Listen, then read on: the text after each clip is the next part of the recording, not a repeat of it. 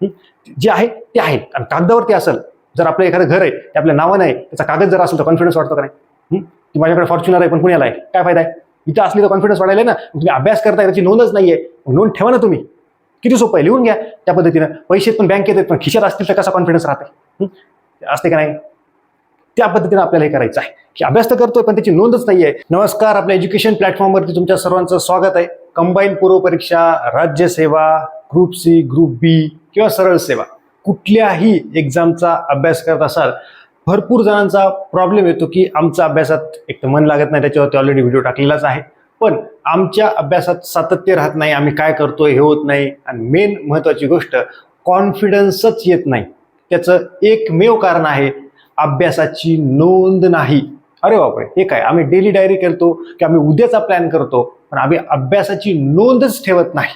Okay, ही एक महत्वाची गोष्ट ही तुम्ही करायची आहे, याची नोंद ठेवायची आहे. त्याचे फायदे पण आपण बघणार आहोत, पण नेमकी पहिल्यांदा नोंद कशी ठेवायची हे पहिल्यांदा सांगतो आणि त्याच्यानंतर त्याचे फायदे सांगतो. कारण आधी फायदे सांगितले आणि नंतर सांगितलं बाबा नेमकी नोंद कशी ठेवायची ते नाही, आधी नोंद कशी ठेवायची ते सांगतो आणि त्याचा कसा कसा फायदा आहे ते एक्सप्लेन करतो. त्याच्यामुळे व्हिडिओ शेवटपर्यंत बघा. आता तुम्ही अभ्यासाला सुरुवात करताय, समजा उद्यापासून करताय, आजचा दिवस सोडून द्या, आज फुल मस्त पिक्चर बघा, काही प्रॉब्लेम नाही. उद्याचा अभ्यास करून झाल्यावरती किंवा एक दिवस ट्रायल घ्या. समजा तुम्ही उद्या अभ्यास करताय, तुम्ही कंबाईनची तयारी करताय समजा, किंवा सरळ सेवेची करताय, मॅथ आणि रिझनिंग आहे, समजा तुम्ही मॅथचा अभ्यास करताय, आज डे 1 आहे, समजा तुम्ही पुढचे 2-3 तास मॅथचा अभ्यास करणार ना. एकदा विषय हातात घेतला 2 ते 3 तास तर करतो आपण, 4 तास मॅक्झिमम करतो. मॅथ रिझनिंगचे समजा तुम्ही एक टॉपिक घेतलाय, समजा तुम्ही सरासरी घेतलाय, त्याचे 10 प्रश्न आहेत, तिथे लिहायचं सरासरी 10 प्रश्न मॅथ.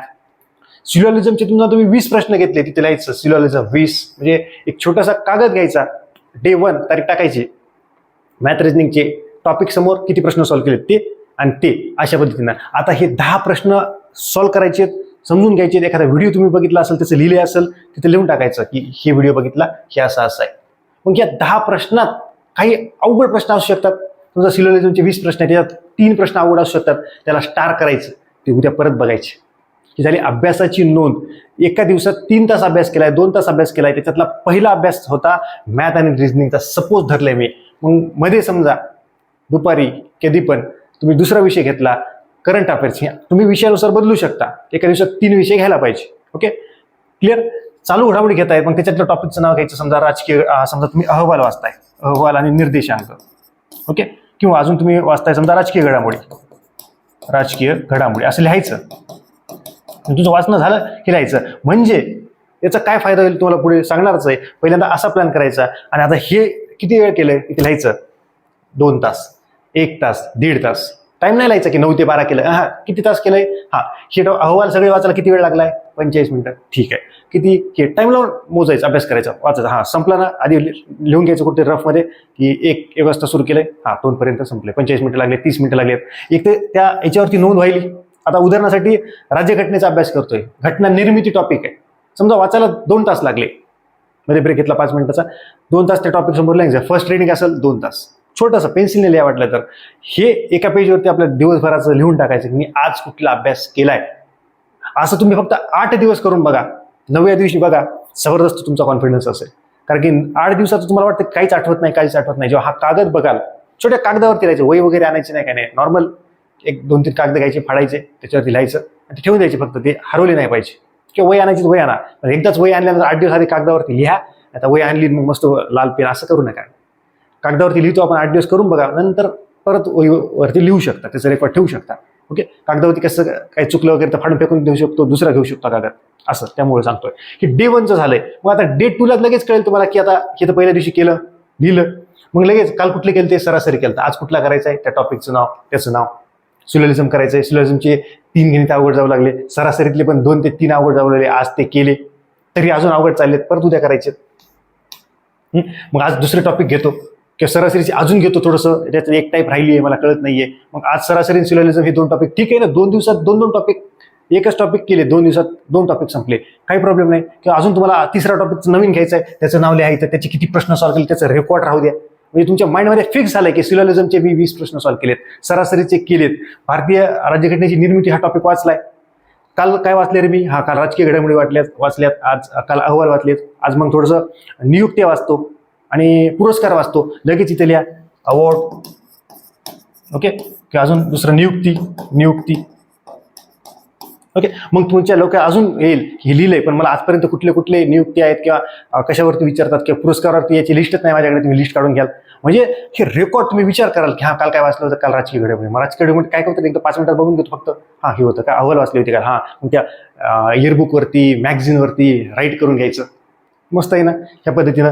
ते मग इथं आलो लगेच पुढचा. आता सरनामा टॉपिक असेल ते घेतला. आता हे करत असताना याचे प्रश्न सोडवले आपण, याचे जुने प्रश्न आपण बघतोय आणि याचे पण लगेच PYQ सॉल्व्ह केले. समजा घटना निर्मितीचे प्रश्न वाचले, पण काल तेवढे मोठे प्रश्न आहेत, जवळपास 150 प्रश्न शब्द किंवा 100 प्रश्न आहेत.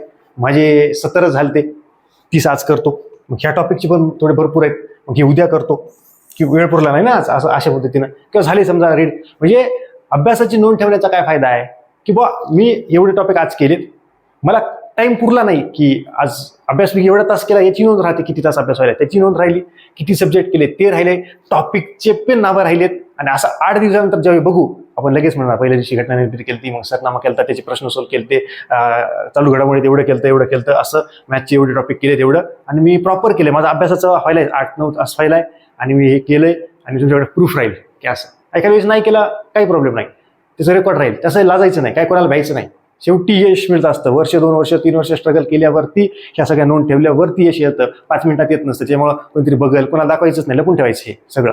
पण हे करणं गरजेचं आहे, त्याच्याशिवाय रिझल्ट नाही येणार, ही गोष्ट लक्षात ठेवा. त्याच्यामुळं आपले जे बॅचचे सुपर 60 बॅचचे विद्यार्थी असतील किंवा गुलाल बॅचचे किंवा कुठल्या बॅचचे विद्यार्थी असतील, त्यांनी हे नक्की करायचंय, मला हे 8 दिवसानंतर पाठवायचं आहे, नक्की तुम्हाला याचा फायदा होणार आहे. कळलं? तर हे सेम तिसऱ्या दिवशी पण तसंच करायचंय. मग तुम्ही याच्यात आता 8 दिवसानंतर किंवा शनिवार रविवार वेगळे विषय घेऊ शकता, एरी 5 दिवस वेगळे विषय घेऊ शकता. म्हणजे तुमचं प्लॅनिंग त्याच्यानुसार बनवू शकता, अभ्यासाचं प्लॅनिंग. किंवा सोमवार ते शुक्रवार मी असेच विषय घेतो, समजा हे 3-3, आणि शनिवार रविवारी हे 2 दिवस वेगळा प्लॅन करतो, ऑड विषय घेतो, समजा सायन्स घेतो किंवा अजून एखादा अवघड विषय घेतो, मी इकॉनॉमिक्स घेतो, असं करू शकता. किंवा सायन्स घेऊ शकतो, अजून दुसरं काहीतरी घेऊ शकतो, किंवा मॅथचे काही अजून व्हिडिओ पाहू शकतो. मला मॅथ वीक आहे तिथे त्याला शनिवार रविवार थोडा जास्त वेळ देऊ शकतो. ओके, किंवा इतिहासमध्ये असेल त्याच्यावरती काम करू शकतो. शनिवार रविवार 2 विषय वेगळेच घ्यायचे आणि एवढी 5 दिवस वेगळेच विषय सुरू द्यायचे, असाही प्लॅन करू शकतो. पण हे जोपर्यंत 8 दिवस असा करणार नाहीत किंवा 5 दिवस असं करणार नाहीत, तोपर्यंत त्याचा तुम्हाला कळणारच नाही नेमकं काय चाललंय. आणि जर आता बघा, तुम्ही इतके वर्ष जर अभ्यास करत असाल, तुम्हाला हो बरोबर आहे राव, आपण रेकॉर्डच ठेवलं नाही की मी काय केलंय, त्याचं रेकॉर्डच तुमच्याकडे नाहीये. ओके, ही गोष्ट लक्षात ठेवायची आहे, ही लिहायचं आहे. आणि हे जे बॅचचे विद्यार्थी असतील किंवा युट्यूबला हा व्हिडिओ आहे, बॅचमध्ये पण आहे, त्यांनी तुम्ही मला पाठवू शकता, काही प्रॉब्लेम नाही. ओके, तर हे अशा पद्धतीनं करायचं आहे. आता मी तुम्हाला कळलं हे नेमकं कसं लिहायचंय. हे 5 दिवस पहिल्यांदा करून बघा एकदा, तुमचा कॉन्फिडन्स 100% वाढेल. 5 दिवस करा फक्त, जबरदस्त पद्धतीने होईल की तुमची 3 विषय व्हायले ते कळेल, कुठले कुठले टॉपिक व्हायले ते कळेल, कुठल्या टॉपिकला किती वेळ लागते, की मला भारतीय राज्यघटना वाचायला किती वेळ लागतो, त्याची PYQ वाचायला मला 2.5 तास लागते. मग टेन्शन येणार नाही की मला या वर्षीत लागायचं, टेन्शन प्लॅन बनेल, एक स्टॅमिना वाढेल, एकदम जबरदस्त अभ्यास होईल, प्रयत्न वाढतील की मला वेळ लागतोय ना, घटना निर्मिती 2.5 तास लागतात ना, आम्हाला वेळ द्यावाच लागेल, तेवढा वेळ दिल्यानंतरच ते संपेल. असं होणार नाही की मला पॉलिटिक्सचं पुस्तक 3 दिवसातच संपवतो, असं होऊ शकणार नाही ना. कारण की मला एक टॉपिक वाचायला शेवट आले, चालू घडामोडीचं सगळं वाचून काय फायदा आहे. मी आधी प्रश्न बघितले पाहिजे, कुठल्या कुठल्या टॉपिकवरती आले ते बघितलं पाहिजे. मग मी एका दिवसात सगळं मॅगझिन वाचून काहीच फायदा नाहीये. हे तुम्हाला कळेल की मी नीट शांतपणे वाचलं तर मला कळेल की आजकाल कुठल्या कुठल्या अहवालावरती, कुठल्या कुठल्या अवॉर्ड्सवरती, पुरस्कारावरती प्रश्न आले, मी शांत देतोय, शांतपणे वेळ देतोय. मला हे कळलं की एवढे अवॉर्ड्स वाचायला मला 45 मिनिटं लागतायत, अहवाल वाचायला मला 15 मिनिटं लागतात. हे रेकॉर्ड राहणार आहे, मग तुम्हाला टेन्शन येणार नाही. मी कधीतरी बोर व्हायलंय, 15 मिनिटात अहवाल वाचून घेतो, कधीतरी बोर व्हायलंय, पुरस्कार वाचून घेतो, एवढा वेळ लागतंय. आता घटना निर्मिती थोडंसं रिव्हिजन करायचं, मला 2 तास लागतील, पण आता कमी लागेल, 2.5 तास 1.5 तास लागेल, कळून जाईल. मॅथ रिजनिंगचे सरासरीमध्ये मला हे 2 टॉपिक अवघड जात आहेत, हे 2 शब्द गणित अवघड जात आहेत, त्याला तुम्ही स्टार केलेलं आहे, सिलोजिझम सगळं सोपं आहे, हे 5 गणित अवघड जात आहेत. हे रेकॉर्ड राहील, तुमचा कॉन्फिडन्स राहील की मी आजपर्यंत सिलोजिझमचे किंवा सरासरी एक्झाम्पल सांगितलं, अजून भरपूर आहे त्याच्यात, ह्या टॉपिक सोडवले, त्याचे एवढे गणित सोडवले, PYQ सॉल्व्ह केले, तुमच्याकडे रेकॉर्ड राहील, तुम्ही खुश राहाल. नाही तर तुम्ही एरी काय करू लागले, घेऊ लागले, नुसतं सॉल्व्ह करू लागले, लिहून घेत नव्हते, अकाउंट्स नव्हतं की मी याचे एवढे सोडवलेत, एवढे याचे सोडवलेत. नंतर समजा तुम्ही 8 दिवसानंतर परत ते सोडवायला गेलेत, तुम्हाला अजून येत नाहीत की मी सोडवले होते 10 टॉपिक प्रश्न गणिताचे, तरी चुकतायत. मग का चुकतायत त्याच्यावरती काम, मग लगेच तुम्हाला कळेल की अरे एवढे प्रश्न सोडवायला 15 मिनिटात, चल करून घेतो हा टॉपिक, आज रिव्हिजन करून घेतो. रिव्हिजनला सोपं होईल. आता हा प्लॅन सांगितलाय, आता याचे फायदे सांगतो. पहिल्यांदा तुमच्या अभ्यासात सातत्य राहील, कंटिन्यू तुमचा अभ्यास राहील. 1-2 दिवस डुम्मा मारला तरी काही प्रॉब्लेम नाही, कॉन्फिडन्स राहील की मी पहिले केलाय, 15 दिवसाचे रेकॉर्ड आहे माझ्याकडे. वही आहे, पटकन पत्र दिसायला अभ्यास केलाय. 5च दिवस करून बघा फक्त. 6व्या दिवशी खुश असाल तुम्ही जबरदस्त पद्धतीनं. शिस्त राहील, आपोआप कोणी म्हणायची गरज पडणार नाही, कारण कागद पलटले की कळले कुठले कुठले आहेत. पॉलिटिक्स आजपर्यंत किती अभ्यास केलाय लगेच दिसायले. इकॉनॉमिक्स कसा केलाय लगेच कळायलंय. शनिवार रविवार वेगळे विषय घेतले त्याचं लगेच कळायलंय. मॅथचे कुठले कुठले टॉपिक आजपर्यंत केले लगेच कळायले.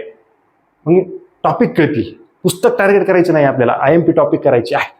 रिव्हिजनचा प्लॅन करायला सोपं जाईल. पूर्ण विषय झाला माझा चालू घडामोडी वाचून, आता किती वेळ लागतो कळतो. पॉलिटी पूर्ण वाचून झालाय, आता किती वेळ लागतो कळतो. इकॉनॉमिक्स घ्यायलो लगेच कळेल. सायन्सचे फिजिक्स मधले किती टॉपिक आहेत, किती वेळ लागतो मला नुसतं वाचायला फर्स्ट टाइमला. सेकंड थर्ड PYQ मला कळेल की साऊंड टॉपिक माझा 2 तासात होईल. पुढचं टार्गेट ठरवेल की आज साऊंड टॉपिक 2 तासात संपेल. पहिले केलंय ना आधी, मग पुढचे 2 तास फ्री असतील का नाही, की जबरदस्त की आधी केलंय मग काय सोपं जाणार आहे. टॉपिक आणि त्याचा टाइम लिहून घ्यायचा की साऊंड टॉपिक असेल किंवा लाईट टॉपिक आहे, लाईट टॉपिकला 2-3 तास लागले मला पहिल्यांदा वाचत असताना. दुसऱ्या वेळेस रिव्हिजन केलं 2 तास लागले. आता परत 1.5 तासावरती येईल. 1 तासात आता व्हायलाय. म्हणजे साऊंड टॉपिक 45 मिनिटात व्हायलाय, लाईट टॉपिक 45 मिनिटात व्हायलाय. थर्ड फोर्थ रिव्हिजनला अशा पद्धतीने. PYQ वाचायला मला 30-30 मिनिटं लागतायत, 15-15 मिनिटं लागतायत. ही रेकॉर्ड राहील, आणि जेव्हा रेकॉर्ड राहील आणि जेव्हा टेन्शन येईल की माझा इतिहास मधलं हे वाचायचं राहिलंय, मला म्हणजे वाचलंय मला रिव्हिजन करायचंय, काहीच नाही घटनार मी इतिहास समजा पॉलिटिक्स आहे, मला घटनार टॉपिक आता पॉलिटी रिव्हिजन करायचंय, पूर्ण याचं हे केलं बघितलं, हा याला काय नाही 3 दिवसात एवढे जवळपास 25 तास 24 तास लागू शकतात. डिवाइड केलं 4 दिवसात पॉलिटी संपून जाते. कारण 4 तास केलं सलग 4 दिवस 4 5 तास देऊन पॉलिटी संपायले, बाकीचे विषय सुरूच राहिलेत. ही रेकॉर्ड राहणार आहे तुमचं. रिव्हिजनचा प्लॅन असेल, सब्जेक्ट कुठले कुठले झाले आठवड्यात 5 दिवसात त्याची नोंद राहिली. आता घेतलं एकच विषय घेतला महिन्यावर चाललंय, मग कळलं त्याचे आठवण झाले, असं नाहीये. एकदा 3 सब्जेक्ट तुम्ही घेऊ शकता, मॅक्झिमम 4 पण 3च घ्या, मिनिमम 3 मॅक्झिमम 4 पण 3च होऊ शकतात चांगले करायचे असतील तर. ओके, वेळ वाचेल तुमचा, उगीच विचार करायची गरज पडणार नाही काय करू लिहिलेलं आहे ना. ह्या 5 दिवस एवढे विषय शनिवारावर वेगळे, हे पूर्ण एक विषय संपला त्याला रिप्लेस करायचं दुसऱ्या विषयाने, पॉलिटीला रिप्लेस, इकॉनॉमिक्स तुमच्या मनावरती करू शकता जसं तुम्हाला परवडेल तसं. चालू घडामोडीचा अभ्यास आणि मॅथ रिजनिंगचा दररोज करायचा आहे, त्याच्यात काही वादच नाहीये. ओके, ते असेल. अभ्यासाची प्लॅनिंग करायला सोपं जाईल तुम्हाला आणि अंमलबजावणी जबरदस्त पद्धतीने होईल. कागदावरती आहे ना सगळं. आपण कुणाला किती प्रेम करतो हे जर लिहून ठेवलं तर टेन्शन नाही, त्याला वाचलं की कळून जातं. आपल्या मनात आहे, आपण सांगत नाहीये, त्याचा काय फायदा होणार आहे. जे आहे ते आहे. आणि कागदावरती असेल, जर आपलं एखादं घर आहे ते आपल्या नावानं आहे, त्याचा कागद जर असेल तर कॉन्फिडन्स वाटतो का नाही. की माझ्याकडे फॉर्च्युनर आहे पण पुण्याला आहे, काय फायदा आहे. इथं असली तर कॉन्फिडन्स वाढायला ना. तुम्ही अभ्यास करताय त्याची नोंदच नाहीये, नोंद ठेवा ना तुम्ही. किती सोपं आहे, लिहून घ्या त्या पद्धतीनं. पैसे पण बँकेत आहेत पण खिशात असतील तर कसा कॉन्फिडन्स राहते, असते का नाही. त्या पद्धतीनं आपल्याला हे करायचं आहे की अभ्यास तर करतोय पण त्याची नोंदच नाहीये. नेक्स्ट टाइम म्हणजे काय की नेक्स्ट टाइम आपण जेव्हा प्लॅन बनवू किंवा रिव्हिजन करू एखाद्या टॉपिकचं, त्याच्यासमोर लिहिलेलं आहे की फर्स्ट टाइमला एवढा वेळ लागलाय, सेकंड टाइम थर्ड टाइम तुम्ही, आणि तो टॉपिक किती वेळा वाचला हे पण तिथे लिहिलेलं आहे. एक टॉपिक आहे समजा उदाहरणासाठी राष्ट्रपतीचा, आजपर्यंत एकदा वाचला नाही, अरे वाचावं लागेल ना. राज्यपाल टॉपिक आजपर्यंत 5 वेळा वाचताय तरी कळत नाही, अजून त्याची PYQ सॉल्व्ह करतो. PYQ फक्त 2च वेळा सॉल्व्ह केलेत, अजून करावे लागतील. एखादा टॉपिक पाठ झालाय मग लगेच केलं ना, सरनामा सगळं पाठ आहे, याला 10 वेळा रिव्हिजन केलंय. पूर्ण पॉलिटीचं रिव्हिजन माझं फक्त एकदाच झालंय, काही एकदाही झालं नाही, याचंही रेकॉर्ड राहील, सगळ्या गोष्टीचं रेकॉर्ड राहील. ते तुम्हीच ठेवाल, कुठं काही तिजोरीत नाही ठेवायचं, नेऊन ठेवायचं नाहीये. PYQ किती वेळा सॉल्व्ह करतोय किंवा PYQ मी करतच नाही नुसतं वाचतोय, याचंही रेकॉर्ड राहील. 5 दिवस कळलं ना, मी एकही PYQ सॉल्व्ह केलं नाही, मला वाचले लक्षातच राहील झालंय की परीक्षेत मार्कच पडले नाही. मी आता ही नोंद राहील माझ्याकडे. आले समजा तुम्ही किंवा मला व्हॉट्सअपला पाठवलं तर मी अभ्यास केला, रिझल्ट नाही आला, तुम्ही कळलं मी बघितलं तुमचं, तुम्ही हे सॉल्व्हच केलं नाही, त्याला अनालिसिसच केलं नाही, लगेच कळायला तुमचं.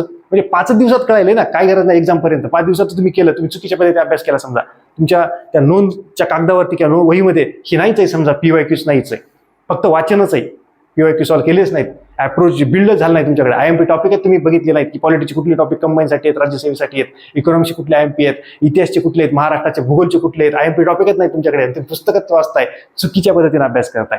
त्याच्यामुळे ते बॅचचे विद्यार्थी असतील त्याने IMP टॉपिकची व्हिडिओ बघता बघून घ्या तुम्ही जे असतील ते. ओके, त्या पद्धतीनं. आणि सर्वात महत्वाचं म्हणजे तुमचा कॉन्फिडन्स वाढेल. 5च दिवस करा. मी म्हणतोय की ही गोष्ट फक्त 5 दिवस करा.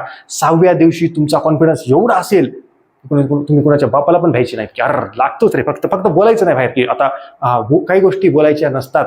कोणावरती एखादी चांगली जरी गोष्ट करतोय आपण, आपल्या मनात वाईट गोष्ट नाहीये पण आपण त्याच्यासाठी चांगली करतोय, त्याला ते कळत नसेल तर काही प्रॉब्लेम नाहीये. त्याला नंतर कळेल की आपण तुमच्या भल्यासाठीच ते करत होतो, म्हणून आपण अभ्यास करतोय. उगीच सांगायचं नाही, मुंबईला सांगायचं नाही की अभ्यास करतोय, भारी व्हायला हे असं करतो, काहीच नाही.